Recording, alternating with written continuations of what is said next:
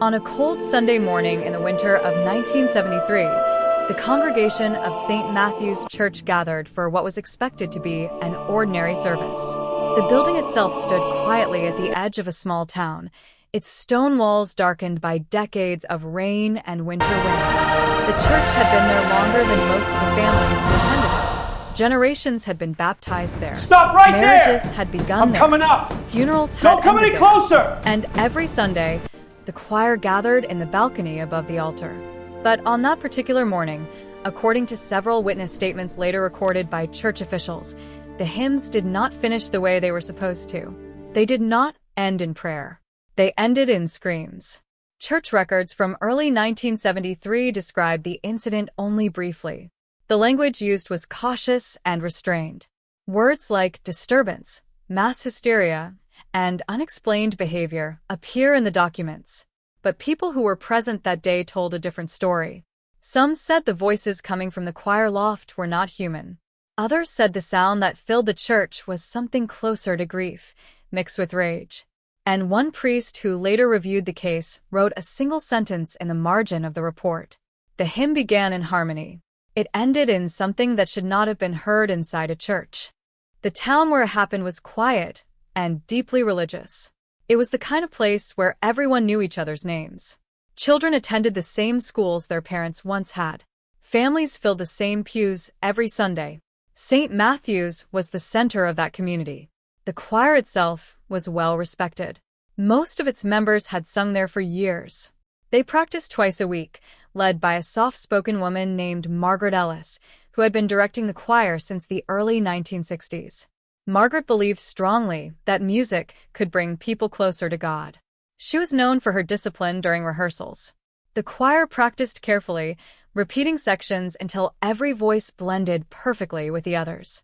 Witnesses later recalled that in the weeks leading up to the incident, nothing about the choir seemed unusual.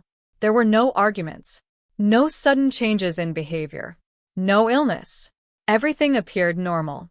But according to notes written by the assistant priest of St. Matthew's, Father Daniel Porter, one small detail had begun to bother him. It started with the sound of the rehearsals.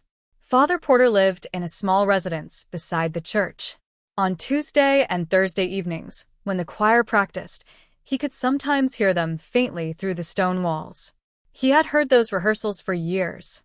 But sometime in early February of 1973, he began noticing something strange. The choir would start their hymns normally. The voices were steady, Calm. then, slowly, almost too gradually to notice at first, the sound would change. He later described it in a written statement. The voices began to lose their tone. It was as if the singers were struggling to stay in harmony. Certain notes sounded strained, almost forced. And occasionally, there were sounds that did not resemble singing at all. At first he dismissed it. Choirs make mistakes. Voices tire. People have bad days. But the sound continued.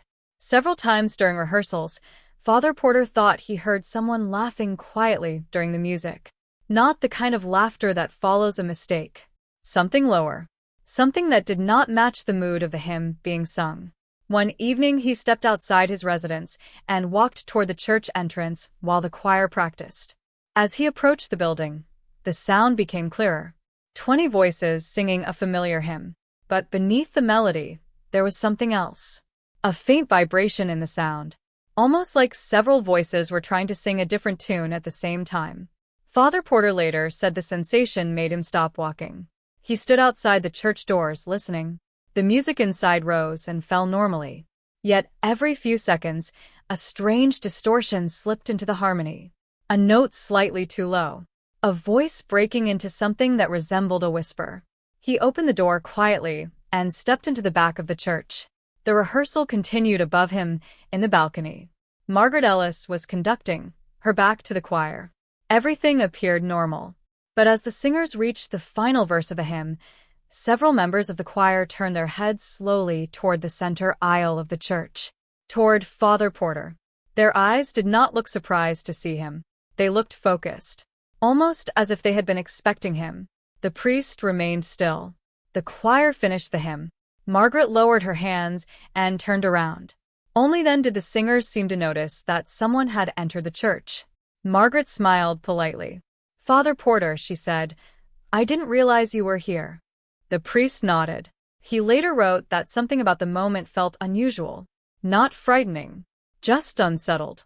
He thanked them for their music and returned to his residence. But that night, he did not sleep well. Over the following 2 weeks, more small incidents occurred. They were minor. Individually, none of them seemed alarming. But together, they formed a pattern. One choir member reported hearing someone humming in the church long after rehearsals had ended. Another claimed she saw movement in the balcony when the building was empty. A teenage boy who served as an altar assistant told Father Porter that the choir loft sometimes felt colder than the rest of the church.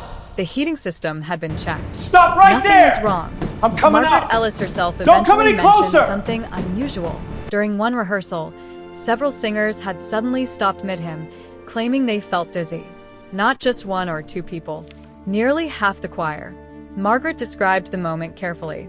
"They didn't look sick," she told the priest. "They looked confused, as if they had forgotten where they were for a moment." Father Porter suggested a medical explanation. Perhaps poor ventilation, fatigue, stress. The choir members agreed to take a few days off. Rehearsals resumed the following week. At first, everything seemed fine, but then something else began to happen. According to 3 separate witnesses, certain singers started forgetting the words to hymns they had performed for years, not complicated pieces. Simple, familiar songs. They would begin confidently, then suddenly pause, staring down at the sheet music as if seeing it for the first time. Margaret tried to reassure them. Everyone makes mistakes. But privately, she admitted something to Father Porter. She felt that when the choir sang together, the room sometimes felt heavy. Not physically heavy, but emotionally, as if the air itself had thickened. The priest asked if she believed something supernatural was happening. Margaret shook her head immediately. "No," she said. "Of course not." Still, she hesitated before adding something else. "Sometimes when they sing the lower verses, it almost sounds like someone else is singing with them." The priest asked what she meant. Margaret struggled to explain. "The choir has 20 voices," she said, "but sometimes it sounds like more." Father Porter did not respond. He made a note in his journal that evening. Not about possession. Not about anything paranormal. He simply wrote that the choir sounded different. Then came the Sunday service on March 4th, 1973. More than 80 people attended that morning. The service began like any other. Prayers. Scripture readings. The choir performed 2 hymns without incident.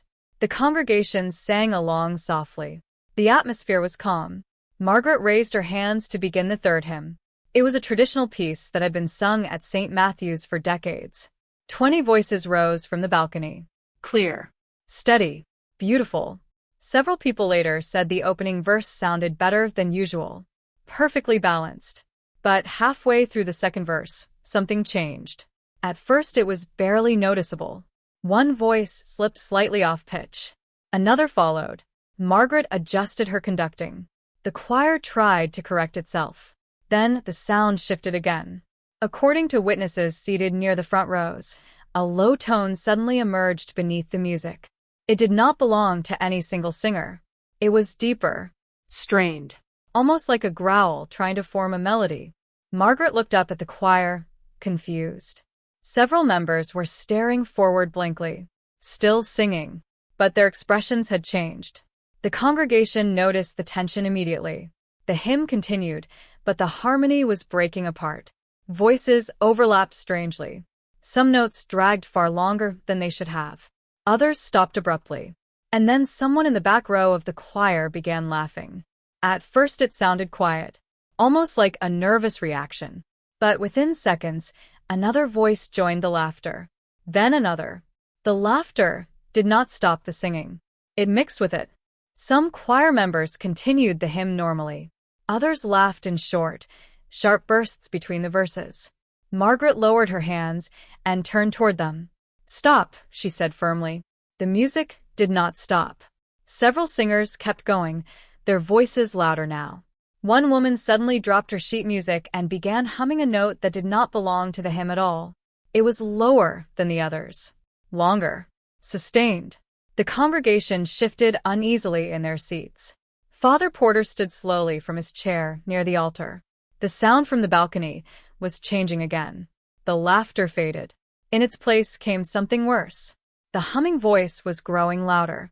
Other singers began matching the same note, one by one, until nearly half the choir was holding that same low tone.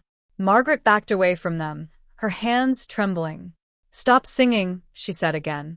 But the voices continued. The sound filled the church now, vibrating through the wooden pews. Several people in the congregation later said they felt the note physically inside their chests. Then, without warning, the hymn collapsed into chaos. The low humming broke apart into a wave of sharp, broken screams coming from the choir loft above the altar. The screams did not come all at once. At first it was only one voice. A woman near the center of the choir suddenly cried out, a sound so sharp and sudden that several members of the congregation instinctively turned around, thinking someone in the pews had been injured. But the sound came from above, from the balcony, the choir loft. Margaret Ellis looked up just in time to see the woman collapse against the wooden railing. Don't come any closer! Her mouth was open, but the scream that followed did not resemble fear. It was stretched too long, too deep, as if the breath inside her lungs did not belong to her. The humming from the rest of the choir continued underneath the scream. Then another singer began shouting. A man in the back row dropped to his knees, clutching his throat while his voice forced its way out in broken bursts that sounded more like animal cries than human speech. The congregation stood in confusion. Some people stepped into the aisle. Others froze in their seats. Father Porter moved quickly toward the staircase that led to the balcony. But before he reached the first step, the entire choir erupted.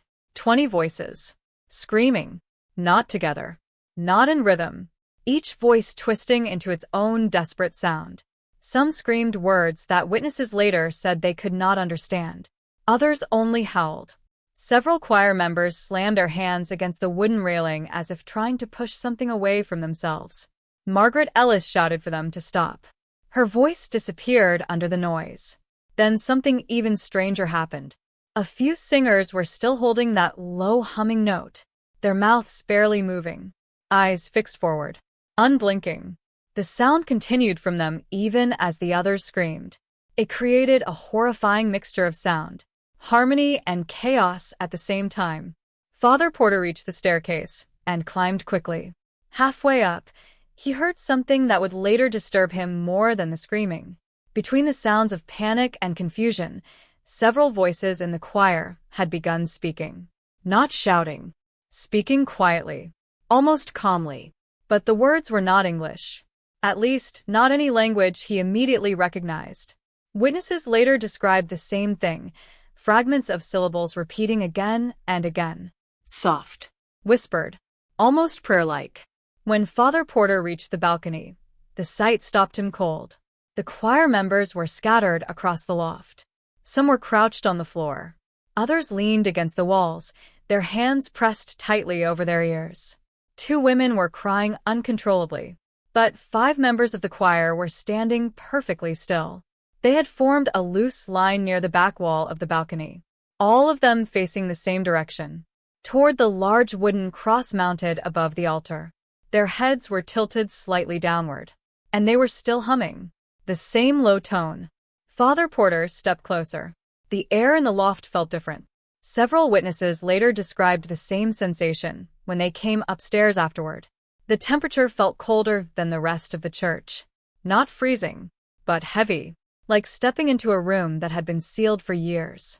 Margaret Ellis grabbed the priest's arm. Her face had gone pale.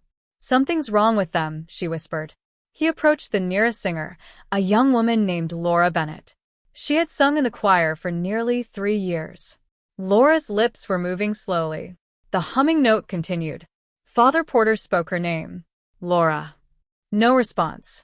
Her eyes remained fixed on the cross. He touched her shoulder gently. The humming stopped immediately. Laura's body jerked backward as if struck by a sudden shock. Her eyes rolled upward. Then she screamed. But the scream did not come from the panic that had filled the room earlier. This scream was controlled, sharp, focused. It lasted only a few seconds before cutting off completely. Laura collapsed to the floor. At that moment, the other four singers stopped humming at the exact same time. The silence that followed was unbearable. The rest of the choir members were still crying or gasping for breath. But the strange humming had vanished. Father Porter knelt beside Laura. Her pulse was fast but steady. She was unconscious. Behind him, Margaret began guiding the other singers toward the staircase. The congregation below had fallen into terrified silence. Parents pulled their children close. Some people had already left the building. Within minutes, the church emptied except for the clergy and the choir members. An ambulance arrived shortly after. 5 singers were taken to the hospital for examination. Laura Bennett remained unconscious during the entire trip. Doctors later recorded that none of the patients showed signs of physical illness. Their heart rates had been elevated. Several had mild dehydration. But medically, nothing explained what had happened in the church. Laura regained consciousness late that evening. Her first words confused the nurse sitting beside her bed. She asked why the room was so quiet. The nurse told her she was in the hospital. Laura looked around slowly. Then she said something that appeared in the hospital's written report. "I thought we were still singing." When Father Porter visited her the next morning, Laura seemed calm. But she could not remember anything after the second verse of the hymn. None of the 5 hospitalized choir members could. The same blank space existed in each of their memories. They remembered beginning the hymn, I'm coming then up. waking up later. Don't come any confusion. closer! At first, the church tried to treat the event as a medical episode. Stress. Group panic. Perhaps something in the air. The building was inspected. Ventilation systems checked. Nothing unusual was found. But other details from that morning continued to surface. Members of the congregation began sharing what they had heard. Some said the screams had contained words. Others insisted the sounds had been layered. Human voices mixed with something deeper. One elderly man who had sat in the third pew claimed he heard a second hymn beneath the chaos, a melody that none of the choir had been singing. Father Porter wrote down every statement carefully. Still, he hesitated to contact church authorities outside the town. Extraordinary explanations required extraordinary evidence. But 3 nights after the incident, something happened that forced him to reconsider.